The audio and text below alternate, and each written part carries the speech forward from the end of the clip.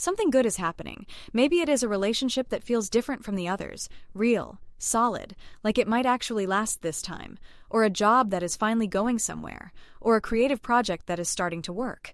And then you feel it, a pull toward the exit, a sudden urge to say the wrong thing, to pick a fight over something small, to push them away before they get any closer, to miss the deadline, to make the call that unravels everything you have been building. And the worst part is, you can see yourself doing it. You watch yourself reach for the match, and you light it anyway. Afterwards, you tell yourself it was not right, that it would not have worked out, that you saw the signs before anyone else did. But somewhere underneath that story, a quieter voice knows the truth. You did not lose it. You ended it, and you do not know why. The world has a name for this. Self-sabotage, and the story that comes with that name is brutal. You are your own worst enemy. You are afraid of success. You do not believe you deserve good things. You have probably heard some version of this so many times that it has started to feel like your identity. The person who ruins everything, the one who cannot keep good things. And so you carry this quiet shame, a belief that other people can hold on to happiness but you cannot, that something inside you is fundamentally broken, wired to destroy, wired to leave. But I want to offer you a completely different way to see what is happening, because the diagnosis is wrong, and the truth is both stranger and more forgiving than anything you have been told. You are not broken. You are not self-destructive. You are not afraid of good things. Think of it this way. Your nervous system behaves like a thermostat. Every thermostat has a set point, a temperature it knows, a temperature it has learned to call normal. When the room gets too cold, the thermostat fires the heat. When the room gets too warm, it kicks on the air. It does not matter what you want. The thermostat does not care about your preferences. It only cares about returning to the temperature it knows. Your nervous system can work the same way. It develops a set point, an internal temperature for how much goodness, success, love, and safety it has learned to treat as normal. And when your life starts to exceed that set point, when things get too good, your nervous system does the only thing it knows how to do. It cools the room back down. Not because you are broken, because it is doing its job. And today we are going to look at the science behind why that set point gets placed where it does, and how to slowly, carefully raise it. Your nervous system has one primary directive: keep you alive. And one of the ways it does that is by treating the familiar as safe, and the unfamiliar as something to approach with caution. This is not a flaw. It is ancient hardware doing exactly what it was designed to do, but it means that something objectively better, a new relationship, a promotion, a project finally working, can trigger a low-level alert in your nervous system simply because it is new. Not consciously, not logically. But at a biological level, unfamiliar and unsafe can feel like the same signal. This is why your first day at a dream job can feel worse than a miserable day at the job you hated. Why a new relationship that is actually healthy can feel more frightening than a familiar one that was hurting you.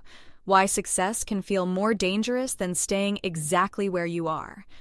Therapist and author Gay Hendricks spent decades working with people who kept derailing their own lives at the moment things started going well. What he proposed, and called the upper limit problem, was this. Most people develop an unconscious ceiling on how much positive experience they will allow themselves at any given time, and when life approaches that ceiling, something fires and pulls them back below it. They start a fight with the person they love most. They get sick the week of the opportunity. They say the thing they cannot take back. While this framework comes from clinical practice rather than controlled research, it maps closely onto what we understand about the nervous system's drive toward the familiar. The ceiling is not a personality defect. It is the thermostat doing its job. But why does the thermostat get set where it does in the first place? Research on early attachment patterns offers one explanation. Studies suggest that people raised in unpredictable environments, where love was inconsistent, where good things were regularly followed by loss or withdrawal, may develop a heightened sensitivity to uncertainty and relational risk. For some people, experiences like these may contribute to a learned expectation that good things do not last, and a nervous system that starts pulling back before they do.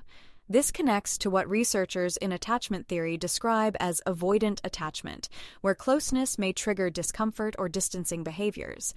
Not because the person does not want connection, but because wanting something and then losing it once felt unsurvivable. So the system finds a different solution. End it before it ends itself. Push before you can be pushed. Cool the room before it gets warm enough to matter.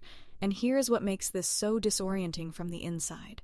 The behavior does not feel like sabotage when it is happening. It feels like clarity. Suddenly you can see everything that was wrong with the relationship. All the reasons the opportunity was not right. All the signs you had been ignoring. Psychologists have observed that people often construct explanations for decisions after they have already been made, a process sometimes called post hoc rationalization. The thermostat fires. The behavior follows.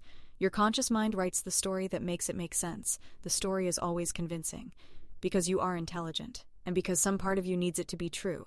But underneath the story is just the nervous system, returning the room to the temperature it knows. Here is the toolkit. 3 tools for raising your set point. Pick the one that feels most recognizable and start there. The first tool is called the upper limit log. Before you can change the pattern, you have to see it clearly. Most of this behavior happens so fast that you only notice it in the aftermath, when the room has already cooled and the damage is done.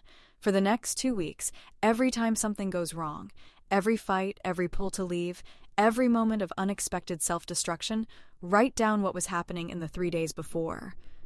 What was going well? What had just improved? What good thing was building that you were starting to trust? You will begin to notice a pattern. Something got too good. And then the thermostat fired. Not every setback follows this pattern.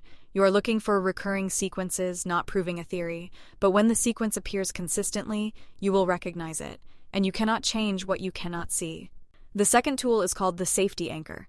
When you feel the pull toward the exit, that familiar urge to say the thing, make the call, create the distance, your nervous system needs a different signal before the behavior follows. Not a pep talk, not willpower, a physical anchor. Choose one specific physical action you can take in any moment. Press your feet firmly into the floor, place one hand flat on your chest. Take 3 slow breaths through your nose. That is your anchor. The moment you feel the thermostat firing, you use it. The anchor does not make the feeling disappear. It creates a pause between the trigger and the behavior. And in that pause, however brief, there is a choice available that was not there before. Most of this behavior happens because there is no pause.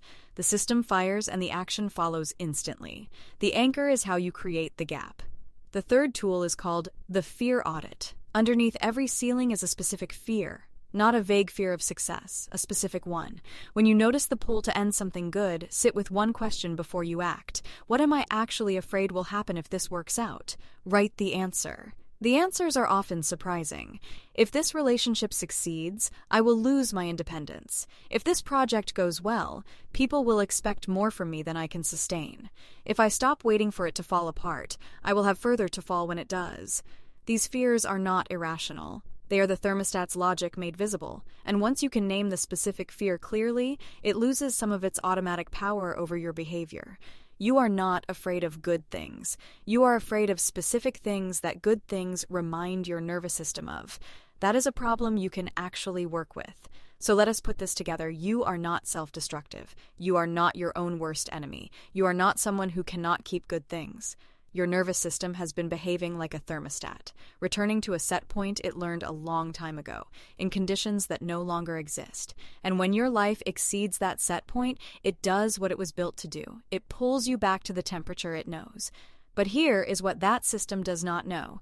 You are not the person who first learned that too much good means danger. You are the adult who can see the pattern, name the fear, and choose differently. You cannot change the set point overnight, but you can notice when the thermostat fires. You can create a pause before the behavior follows. You can ask what you are actually afraid of, and slowly, not all at once, but slowly, the set point shifts. Because every time you let something good stay, every time you choose not to cool the room, you are teaching your nervous system something new. This much good is survivable. You are not your patterns. You are the person who noticed them. And that noticing is where everything begins. If you have been watching this and thinking, I recognize this pattern, but I do not know where it started, that is exactly what the next video explores. Because the thermostat does not get set in a vacuum. It is almost always connected to something deeper, a feeling of not quite belonging, even when you are surrounded by people who love you. Click this video right here to find out why you feel lonely, even when you are not alone. I will see you over there.